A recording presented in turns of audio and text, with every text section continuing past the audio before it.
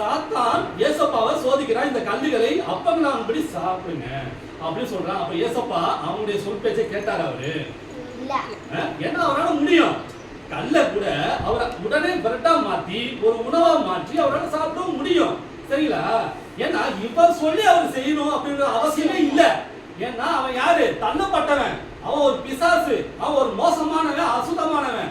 அவன் பேச்சுக்கு ஏசப்பா ஒருபோதும் கீழ்ப்படிய மாட்டாரு.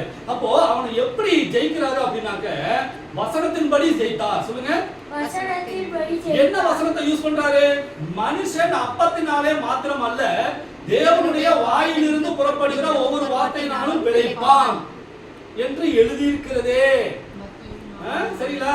அப்படின்னு ஏசப்பா என்ன பண்ணாரு? இந்த வார்த்தையை சொல்லி ஏசப்பா பிசாசை ஜெயிக்கிறாரு. சொல்லுங்க, மனுஷன் அப்பத்தினாலே மாத்திரம் அல்ல, தேவனுடைய வாயிலிருந்து புறப்படுகிற ஒவ்வொரு வார்த்தையினாலும் பிழைப்பான் என்று எழுதியிருக்கிறதே. எதுல இருக்கு? மத்தேயு 4:4. இத நீங்க கரெக்டா வச்சுங்க. சரிங்களா? மத்தேயு 4:4. மனுஷன் அப்பத்தினாலே மாத்திரமல்ல, தேவனுடைய வாயிலிருந்து புறப்படுகிற ஒவ்வொரு வார்த்தையினாலும் பிழைப்பான். அப்போ இதுக்கு என்ன அர்த்தம் நினைக்கிறீங்க?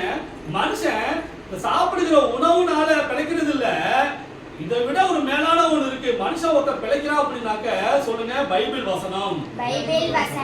தேவனுடைய வாயிலிருந்து புறப்படுகிற வார்த்தைகள். அப்போ நம்மளை உண்டாக்கின ஏசப்பாவுடைய வார்த்தைகள் எல்லாம் பைபிள் அடங்கியிருக்கு. அந்த பைபிளை வாசித்து அந்த வசனங்களை எல்லாம் நம்ம என்ன பண்ணணுமா? உட்கொள்ளணும். சொல்லுங்க, அந்த பைபிள் எல்லாம் படிச்சு நம்முடைய மனதுல, நம்முடைய எண்ணங்கள்ல வைத்து என்ன பண்ணுமா? டெய்லி தியானிக்கணும், அறிக்கை செய்யணும். சரிங்களா?